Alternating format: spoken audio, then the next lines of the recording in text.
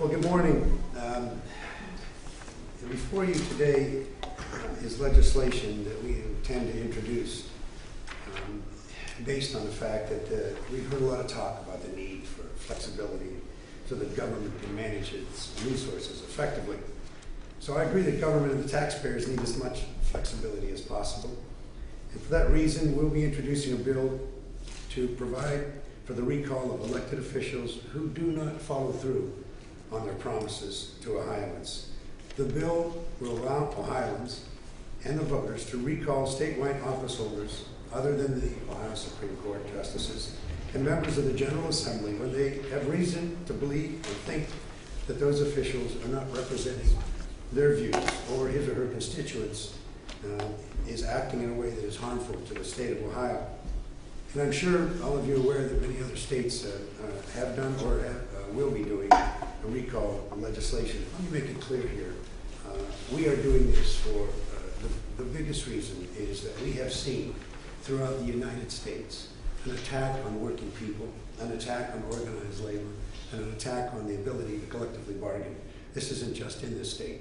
We certainly would be disingenuous if we didn't say that this has a lot to do with this governor. We think that he has relied on bad advice and what he thinks is working is not working. He's dividing the state. He's hurting the people in this state. And we think that this legislation that we'll be offering will go to the heart of those constituents and voters who have grown disenchanted with this governor. Thanks. Since the beginning of this term, I think I've done about 10 town hall meetings, and the overwhelming sentiment that these town hall meetings is that folks are upset with the direction of the state. They're upset with the direction of the governor and with the attack on collective bargaining in SB 5. They're upset with the budget that was introduced 2 weeks ago.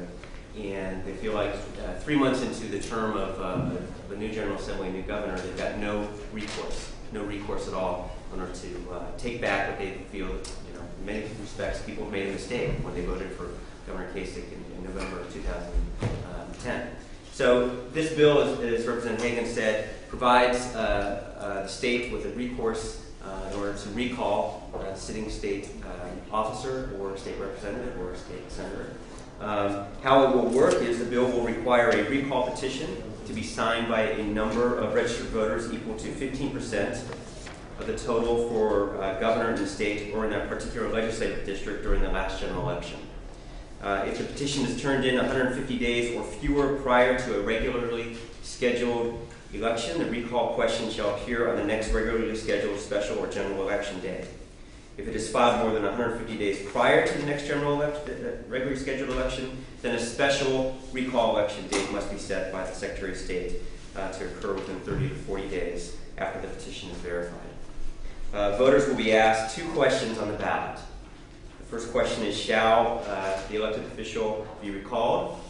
And the second question is, shall a candidate, and assuming that happens in the affirmative, shall a candidate be below be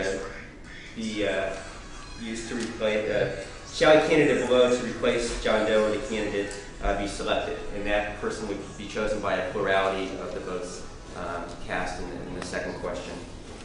The winner of the plurality of votes will serve the rest of the recall official's term.